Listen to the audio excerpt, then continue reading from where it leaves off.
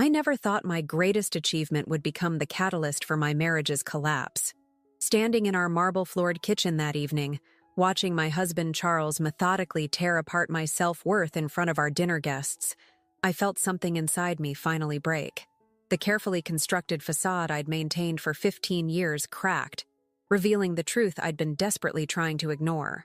"Nora only got the promotion because I pulled some strings," Charles announced casually, swirling his wine glass as our friends listened intently. "She's always been adequate, but we all know she needed that extra push." His words sliced through the air like perfectly sharpened knives, each one finding its mark with surgical precision. I gripped the edge of the granite countertop, my knuckles turning white. Our daughter Sophie's 10th birthday celebration had transformed into yet another stage for Charles to perform his favorite act, the successful husband graciously supporting his mediocre wife. The worst part wasn't the humiliation. It was the realization that I'd allowed this narrative to become our reality. The promotion to senior vice president at Reynolds and Shaw Marketing had been my crowning achievement after 12 years of relentless work. I'd sacrificed countless evenings with Sophie, missed elementary school performances, and poured every ounce of my creativity into building innovative campaigns that had transformed our boutique agency into a regional powerhouse. Yet here was Charles, casually dismissing it all with a wave of his hand and that practiced, condescending smile. "Remember when she couldn't even handle the Johnson account?" He chuckled, encouraging our friends to join in. If I hadn't stepped in, he let the sentence hang, heavy with implication. The Johnson account, my first major project after returning from maternity leave, Charles had indeed helped by undermining my confidence at every turn, questioning my decisions in front of clients, and eventually taking credit for the successful campaign launch. I'd convinced myself it was normal, that his interference came from a place of love and concern. How wrong I'd been. Looking around our expertly decorated dining room, I saw the truth reflected in our guests' eyes. Some showed discomfort, others pity, but most simply accepted Charles's version of events. After all, he was Charles Morrison, the brilliant investment banker who'd given his wife a chance to play at having a career. The perfect husband who allowed his wife to pursue her interests while he maintained their lifestyle. Sophie sat at the far end of the table, pushing her birthday cake around the plate, her eyes fixed downward. At 10, she was already learning the wrong lessons about what it meant to be a woman, a wife, a professional. The thought sent a chill down my spine. Later that night, after our guests had left and Sophie was tucked in bed, I stood in front of our bathroom mirror, really looking at myself for the first time in years. The woman staring back at me was a stranger. Perfectly coiffed hair, designer dress, impeccable makeup masking the exhaustion underneath. I'd become exactly what Charles wanted, a beautiful accessory to his success story. But something had changed. The promotion had awoken something in me that Charles couldn't control.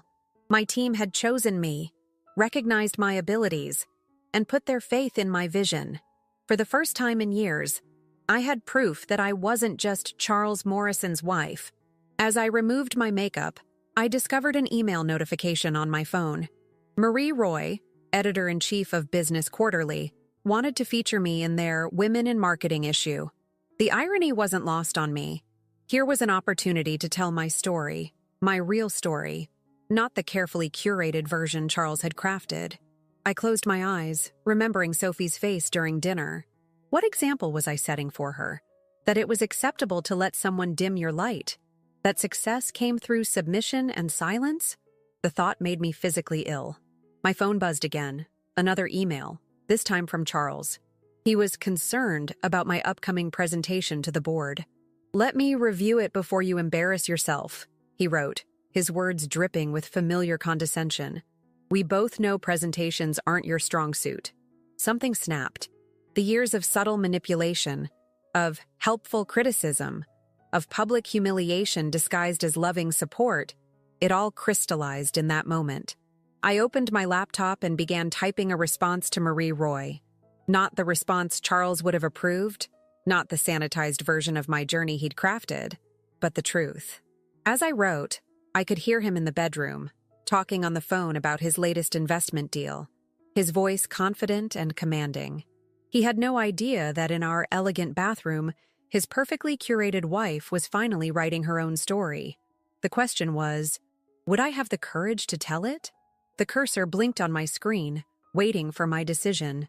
Sophie's future, my future, hung in the balance. I took a deep breath and began to type my truth, knowing that once published, there would be no going back. The perfect facade would shatter, and I would have to face the consequences of finally standing in my own light. The magazine interview changed everything. I spent 3 hours with Marie Roy in a quiet corner of a downtown cafe, far from my usual haunts where Charles might run into his business associates. As I spoke, years of carefully constructed lies began to crumble. I told her about building the agency's digital division from scratch while dealing with constant undermining at home. About launching successful campaigns between attending charity galas where Charles would introduce me as his lovely wife who dabbles in marketing. "You've led some of the most innovative campaigns in the industry," Marie noted, her pen moving rapidly across her notebook.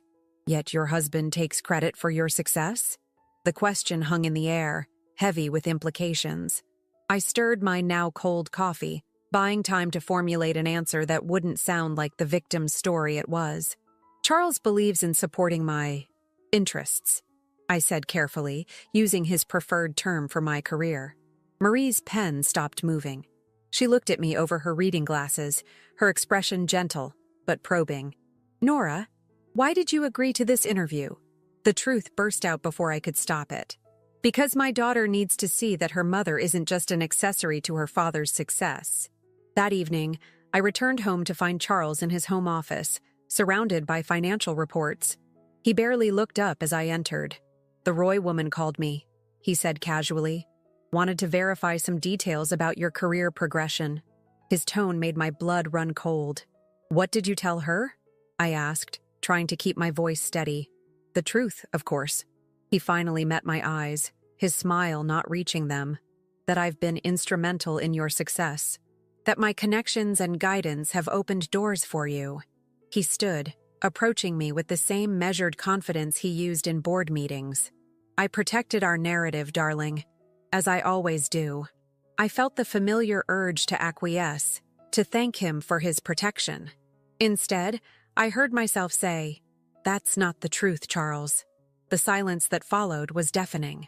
Charles's expression shifted from surprise to something darker. "Careful, Nora. Remember who you're talking to."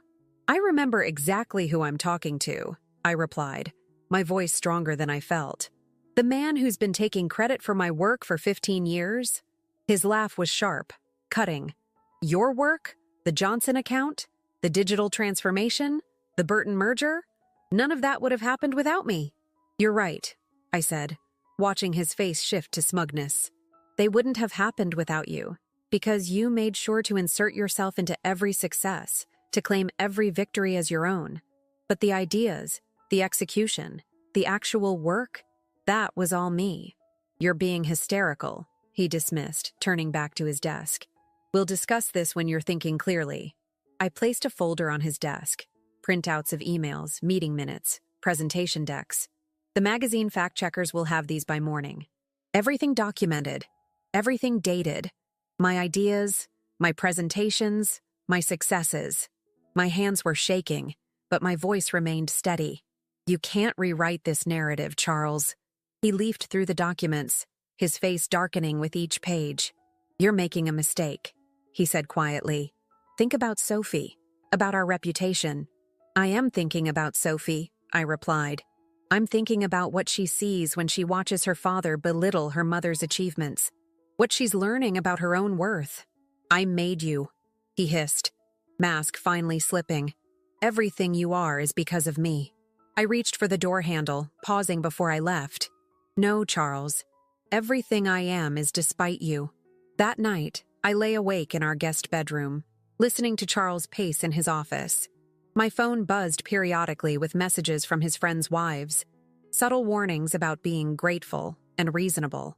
I turned it off and opened my laptop instead, pulling up the presentation I'd been working on for the board meeting next week. Charles had already offered to polish it for me, as he always did. But this time, my original version would stand. As I worked, I heard Sophie's door open and her quiet footsteps in the hallway. She appeared in the doorway, clutching her favorite stuffed rabbit. "Mom, are you okay?" I patted the bed beside me and she climbed up, snuggling close like she used to when she was younger. "I'm more than okay, sweetheart. I'm finally being honest." She was quiet for a moment, playing with her rabbit's ears. "Dad seemed really angry at dinner. He said you're trying to embarrass him." My heart clenched. Of course, he'd already started spinning the narrative for her. "Sophie, look at me," I said gently. "Sometimes telling the truth makes people uncomfortable, especially when they've gotten used to hearing a different version of events. But that doesn't make it wrong." "Like when Jenny took credit for my science project?" she asked, referring to an incident from last semester. "Exactly like that," I replied, seeing the understanding dawn in her eyes. "And what did you do about it?" "I showed Mrs. Thompson my research notebook," she said proudly. "With all my ideas and experiments." I hugged her close, breathing in the sweet smell of her shampoo. "That's right. You stood up for your work, even though it was scary. That's exactly what I'm doing now." As Sophie drifted off to sleep beside me, I continued working on my presentation. Each slide represented years of suppressed creativity, of ideas I'd let Charles improve until they were barely recognizable as mine. But not anymore. Tomorrow, the magazine article would go to print. Next week, I would present to the board. And for the first time in 15 years, both would be entirely, unequivocally mine.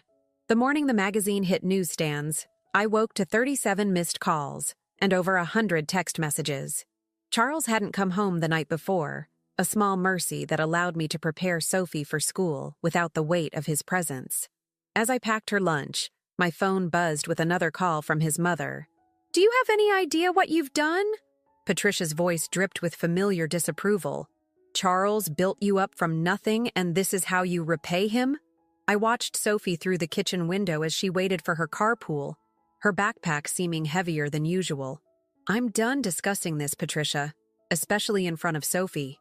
"That child," she scoffed. "Another example of your selfishness. If you'd been a proper wife and mother instead of chasing promotions." I ended the call mid-sentence, something I'd never dared do before. My hands were shaking, but not from fear. For the first time, I felt clean anger instead of shame at her words. The magazine article was everything I'd hoped for and everything I'd feared. Marie had woven my story masterfully, contrasting my professional achievements with the systematic undermining I'd endured at home. The headline alone, "Breaking Free: How Nora Morrison Built an Empire While Breaking Down Walls," would have Charles seeing red. My phone pinged with an email from our company's PR department. The article was gaining traction, and they wanted to know how to handle the increased media attention. Another message followed from HR, scheduling an emergency meeting for that afternoon. I'd expected this, had prepared for it, but the reality still made my stomach churn. When I arrived at the office, Karen from accounting stopped me in the lobby. "We always knew," she said quietly, squeezing my arm. "The way he'd show up unannounced, how you'd second-guess yourself after his helpful suggestions. We saw it." I fought back tears. "Why didn't you say anything?" Her smile was sad. "Would you have believed us then?" The HR meeting was exactly what I'd anticipated. Concerns about company image, questions about my ability to handle the publicity, subtle suggestions that I might want to take a leave of absence. I placed my folder of documentation on the table. Years of emails, presentations, client testimonials. "I understand your concerns," I said, my voice steady. "But everything in that article is documented, including Charles's interference with company business." I met each of their eyes in turn. "I'm not taking a leave of absence. I'm not stepping down. And I'm not apologizing for telling the truth." By late afternoon, Charles finally made his move. He strode into my office without knocking, impeccably dressed, but with shadows under his eyes that his expensive concealer couldn't quite hide. "Retract it," he demanded without preamble. "Tell them you were misquoted, that you were under stress. We can spin this." I continued typing my email, not looking up. "No. Nora." His voice held that warning tone I'd learned to fear. "Think about what you're doing. To me, to Sophie, to our family name. I finally met his gaze. I have thought about it. For 15 years, I've thought about nothing else. How to phrase things so you wouldn't be angry. How to succeed without threatening you. How to raise our daughter to be strong while showing her that her mother was weak. I gave you everything, he hissed, leaning over my desk. The connections, the introductions, the lifestyle. You gave me a cage, I corrected, standing to meet his glare. A beautiful gilded cage where I could play at success as long as I never forgot who held the key. But here's what you never understood, Charles. I built this career brick by brick, client by client. The only thing you gave me was the constant reminder that I needed to work twice as hard to prove I deserved it. A knock at my door interrupted his response. My assistant Sarah stood there, looking nervous but determined. Ms. Morrison, the board would like to see you. Now. Charles's smile turned triumphant. They'll never believe you over me. I've been managing your career since day one. I gathered my laptop and the folder of documentation. That's exactly the problem, Charles. You've been so busy managing my career that you never noticed I'd outgrown your management. As I walked to the boardroom, messages continued flooding my phone. Colleagues expressing support, other women sharing similar stories, and buried among them, a simple text from Sophie. I'm proud of you, Mom. I squared my shoulders and pushed open the boardroom doors. Whatever came next, I'd face it standing in my truth. The cage door was open, and I wasn't going back inside. The boardroom felt colder than usual. 12 pairs of eyes followed me as I took my seat, the leather portfolio containing 15 years of documentation heavy in my hands. Charles's closest friend on the board, Richard Sterling, spoke first. Nora, I think we all understand you're going through some personal issues, he began, his tone dripping with manufactured concern. But bringing domestic matters into the workplace? I cut him off by opening my portfolio. Let's discuss the Burton merger, I said, sliding copies of dated emails across the polished table. Specifically how Charles attempted to sabotage our pitch by leaking information to competitors. The room fell silent. I continued methodically laying out evidence, not just of Charles's interference, but of my own achievements. Market analysis reports bearing my signature, client testimonials praising my innovative strategies, revenue projections that I'd exceeded by double digits. The magazine article wasn't about airing dirty laundry, I stated, meeting each board member's gaze. It was about reclaiming my professional identity. An identity that has generated over $50 million in revenue for this company in the past 5 years alone. Margaret Evans leaned forward, her expression thoughtful. As the only other woman on the board, she'd always been cordial but distant. Now, something like recognition flickered in her eyes. These interference patterns, she said, examining an email thread. They extend beyond your husband's direct involvement. There are systematic attempts to undermine your authority, redirect your clients, alter your presentations? Yes, I confirmed.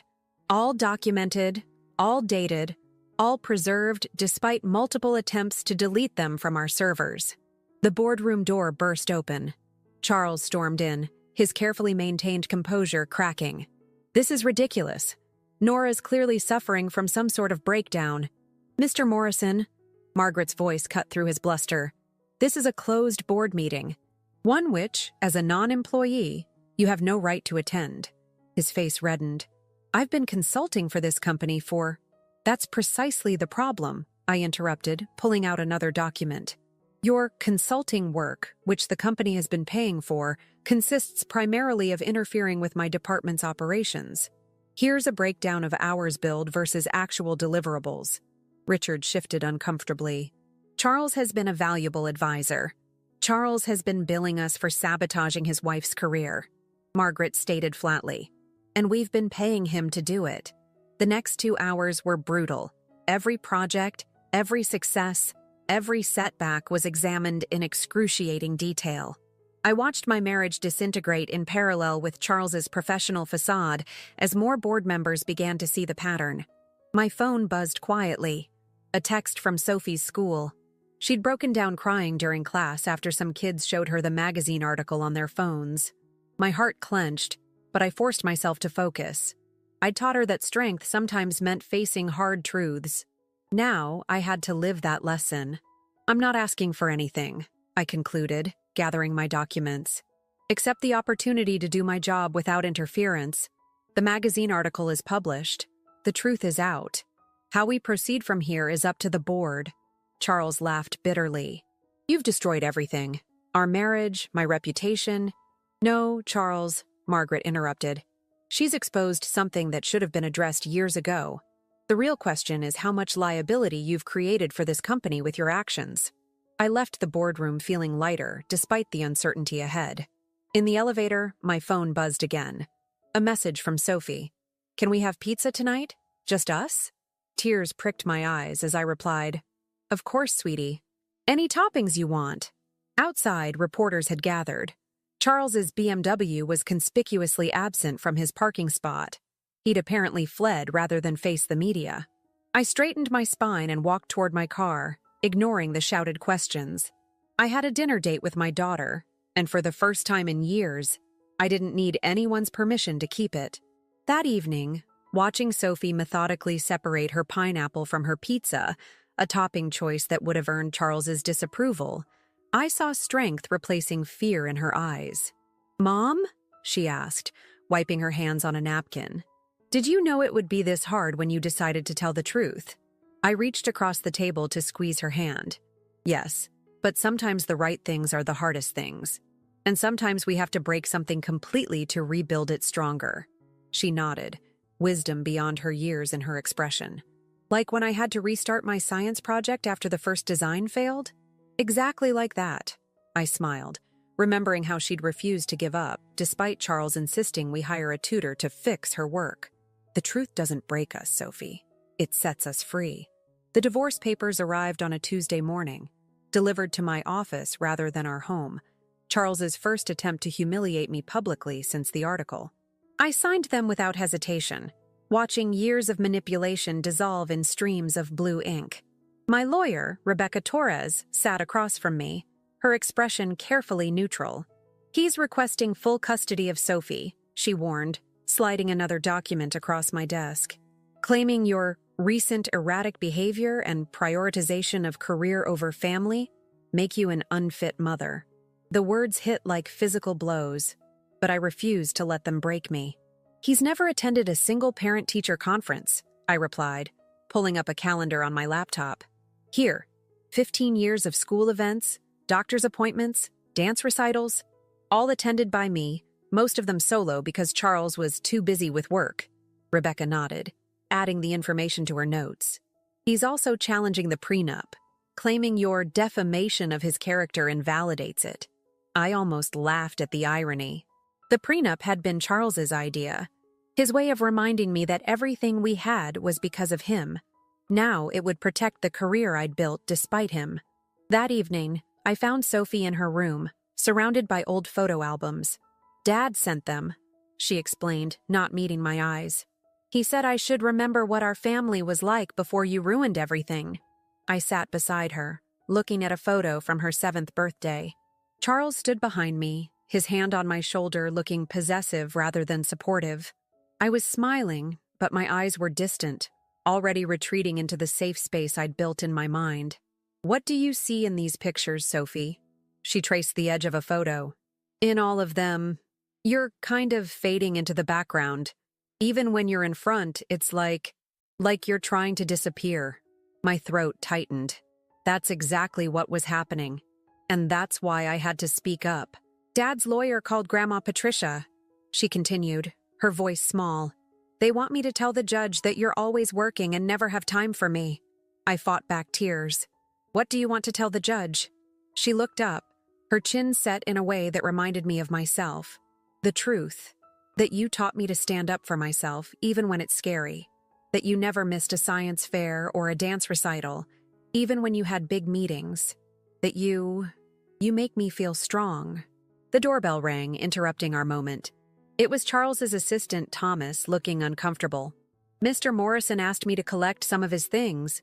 he explained, not quite meeting my eyes. As Thomas gathered Charles's belongings, I noticed him lingering near my home office. He won't find anything to help his case, I said quietly. I learned to keep receipts long ago. Thomas paused, then pulled an envelope from his jacket. He doesn't know I'm giving you this, he whispered. But I've been documenting things too.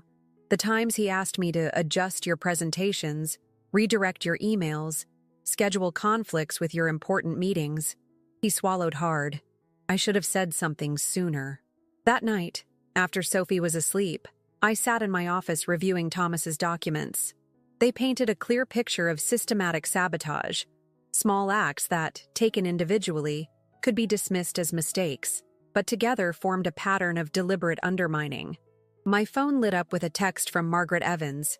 Board meeting tomorrow. We're reviewing all consulting contracts. Bring everything you have. I looked at the photo of Sophie on my desk, not one of the staged family portraits Charles preferred, but a candid shot of her in my office, wearing my too big blazer and pretending to lead a meeting. She was smiling, confident, uninhibited. We're going to rewrite this story, I whispered to her image. Not just for us, but for every woman who's been told to shine less brightly, to take up less space, to be grateful for the cage they call protection. The next morning, I'd face the board again. Charles would escalate his legal attacks. Patricia would continue her campaign of subtle destruction. But for the first time in 15 years, I was ready for the fight. Because this time, I wasn't fighting just for myself. I was fighting for the little girl who needed to see that sometimes, the hardest kind of love is the kind we learn to give ourselves. The custody hearing was set for Thursday. I sat in the courthouse hallway, reviewing my documentation one last time, when I received an unexpected text from Charles's second-in-command at his investment firm. Check your email, now. The attachment was a recording of Charles in a board meeting 6 months ago. His voice, smooth as aged whiskey, outlined his strategic management of my career. Nora's success needs to be controlled, he explained to his colleagues. Too much independence could destabilize our entire dynamic. I've spent years crafting her public image. We can't let her ruin it now. I forwarded the recording to Rebecca immediately. She replied within minutes. This changes everything. Coming to you now. But before Rebecca arrived, I saw Patricia approaching, her Hermes heels clicking against the marble floor. Behind her walked Sophie's favorite teacher, Mrs. Henderson. Nora, Patricia's smile was razor-sharp. Mrs. Henderson has some concerns about Sophie's well-being under your care. I stood, my legs steady despite my racing heart. Really? The same Mrs. Henderson who nominated Sophie for the Young Scientist Award? Who praised her growing confidence in my email last week? Mrs. Henderson looked uncomfortable. Mrs. Morrison, the other Mrs. Morrison, suggested that Sophie's recent emotional outbursts were caused by finally seeing her mother stand up for herself, I interrupted, or by watching her father try to destroy that same mother's reputation? I was pressured, Mrs. Henderson blurted out, not looking at Patricia. Told that if I didn't testify about Sophie's deteriorating behavior, the school might lose its biggest donor. Patricia's face whitened. How dare you imply— Save it! Rebecca's voice cut through the tension as she strode down the hallway, tablet in hand. Mrs. Henderson, would you be willing to make a statement about this attempt at witness tampering? That evening, I sat in my office reviewing the day's events with Margaret Evans. The recording had been leaked to several board members, leading to an emergency session scheduled for Monday. Charles's firm is distancing themselves, Margaret informed me.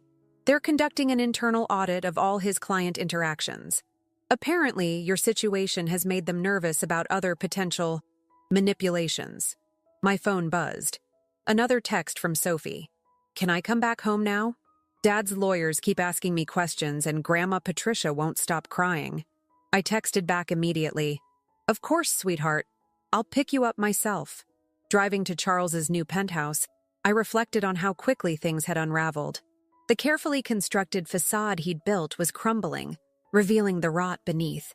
But as I watched Sophie run toward my car, her backpack bouncing against her shoulders, I saw something else too. The foundations of a new story, one built on truth rather than appearances. Mom, she said as we drove home. Dad's lawyer showed me pictures of us at charity events and galas. Said they proved we were a happy family. But, she paused, fiddling with her seatbelt. In every single one, you're standing slightly behind Dad, like you're trying to hide. I was, I admitted. For a long time, I thought that was where I belonged. Where do you belong now? I glanced at her in the rearview mirror. Wherever I choose to stand. And right now, that's beside you, helping you grow into someone who never has to hide. At home, I found an email from Thomas. More employees from Charles's firm were coming forward with stories of manipulation and control. The pattern I'd lived with for 15 years wasn't unique to our marriage. It was his modus operandi in every relationship. The board review on Monday, Margaret had warned earlier. It won't be pretty. Charles's supporters won't go down without a fight. But as I watched Sophie doing her homework at the kitchen counter, occasionally looking up to give me a small smile, I knew I could handle whatever came next. The truth, once spoken, couldn't be caged again. Monday morning arrived with a media circus outside our office building. Charles had launched a preemptive strike, giving an exclusive interview painting himself as the victim of an ungrateful wife's ambition. I walked through the crowd of reporters with my head high, Sophie's words from breakfast echoing in my mind. Show them who you really are, Mom. Not who Dad says you are. The boardroom was packed. Charles sat at one end, flanked by his lawyers and remaining allies. I took my seat at the opposite end, Margaret Evans beside me. The evidence against Charles was damning. Years of systematic manipulation, financial impropriety, and corporate sabotage, all meticulously documented. Before we begin, Charles's lawyer started, my client would like to propose a settlement. Full custody of Sophie returns to him. Mrs. Morrison steps down from her position, and in return, she receives a generous severance package. I felt, rather than saw, Margaret stiffen beside me. But before either of us could respond, the boardroom door opened. Thomas walked in, followed by 3 other assistants from Charles's firm. We'd like to make statements, Thomas announced, his voice shaking but determined, about Mr. Morrison's pattern of behavior.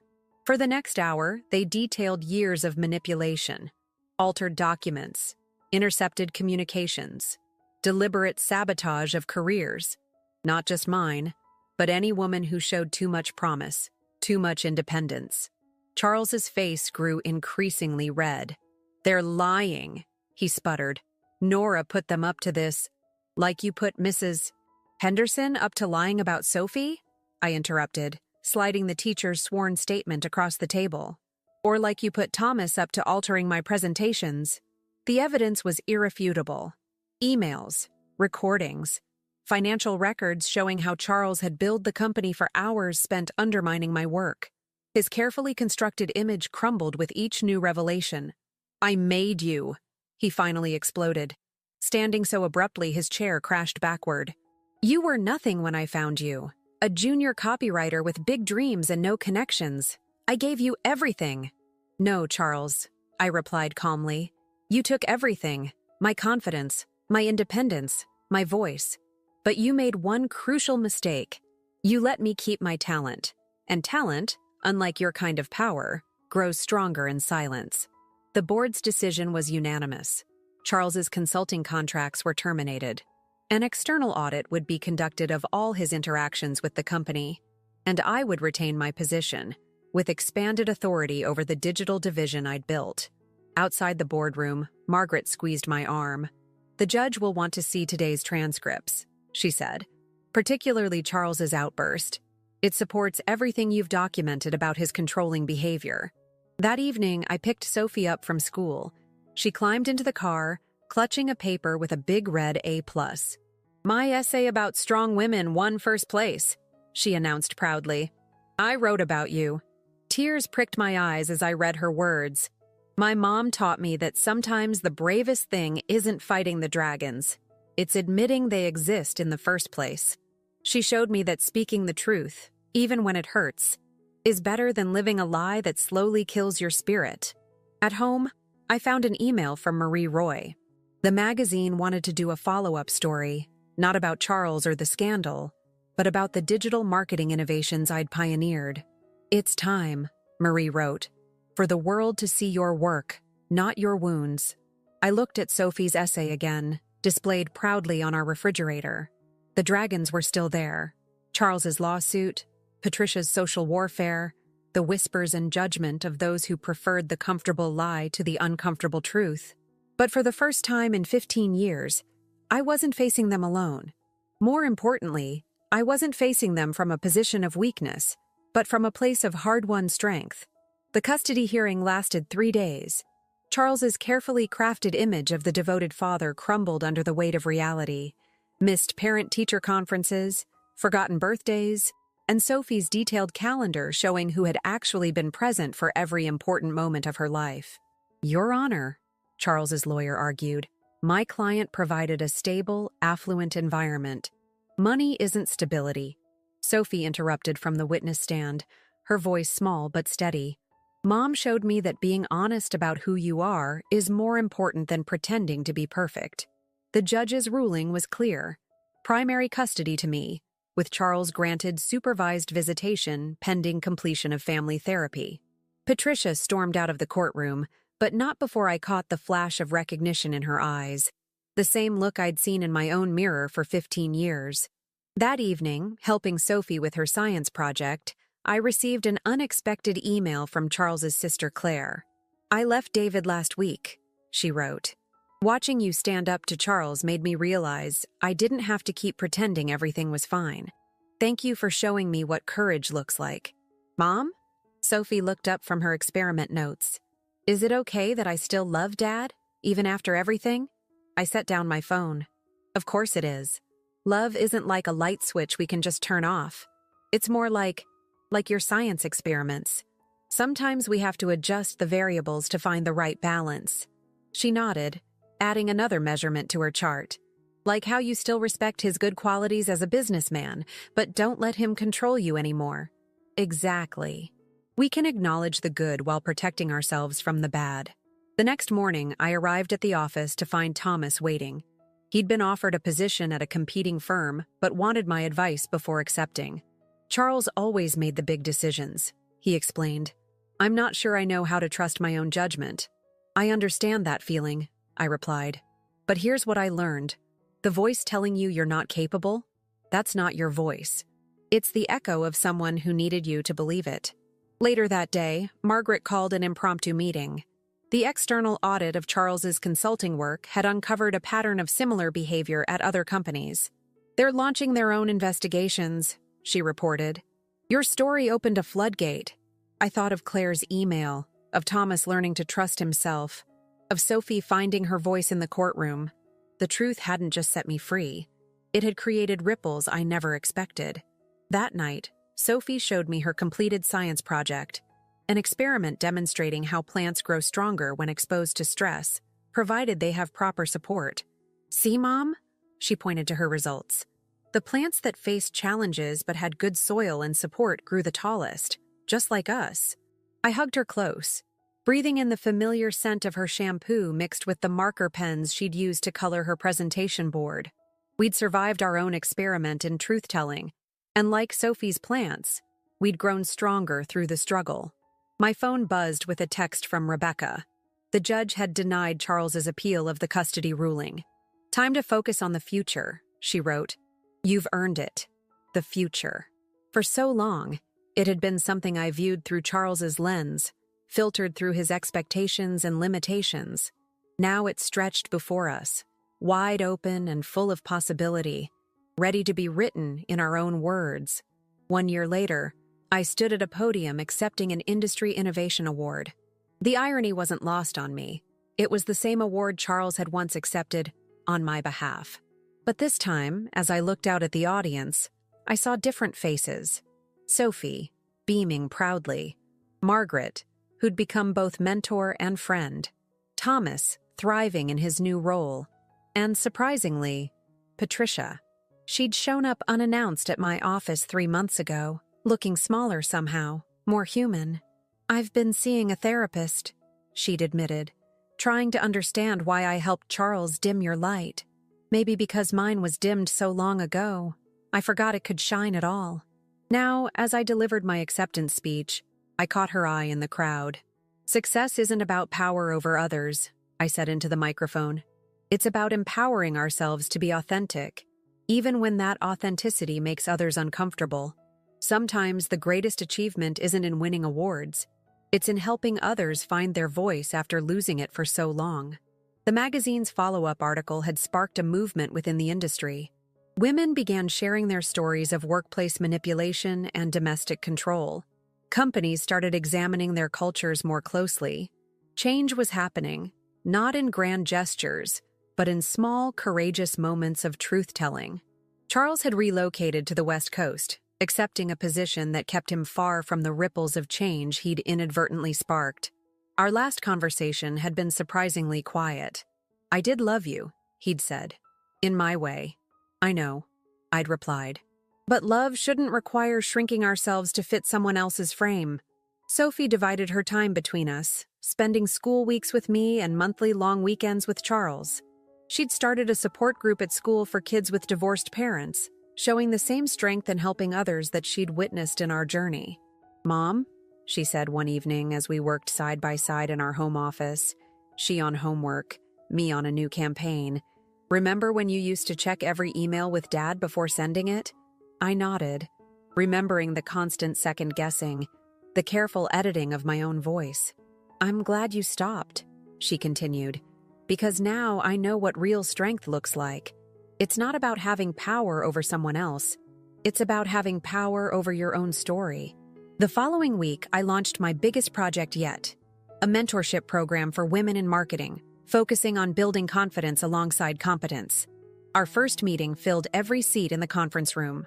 "The hardest prison to escape," I told them, "is the one where you're convinced you deserve to be there. But here's the truth. Your voice matters. Your ideas matter. Your story matters." Looking around the room, I saw reflections of my former self in their eyes. The hesitation, the careful self-editing, the fear of taking up too much space. But I also saw something else, the spark of recognition, the beginning of their own journeys toward authenticity. That evening, as Sophie and I walked home through the city streets, she slipped her hand into mine. "You know what's funny, Mom? Dad always said he made you who you are. But really, you became who you are by unmaking everything he tried to make you into." I squeezed her hand, thinking of all the women in that conference room, of Patricia finding her voice in therapy, of Claire building a new life, of every person learning to speak their truth. "Sometimes," I replied, "the most powerful thing we can do is simply be ourselves, unapologetically and completely. Everything else, success, recognition, love, those things mean nothing if we lose ourselves in the process of achieving them." Sophie nodded, wise beyond her years. "That's what I'm putting in my college application essay. How my mom taught me that real success isn't about what other people see. It's about being able to look in the mirror and recognize yourself." We reached home, our home, where every room now held our truth, our story, our light. No more shadows, no more shrinking, no more carefully constructed facades. Just us, standing tall in our own power, writing our own story, one authentic page at a time.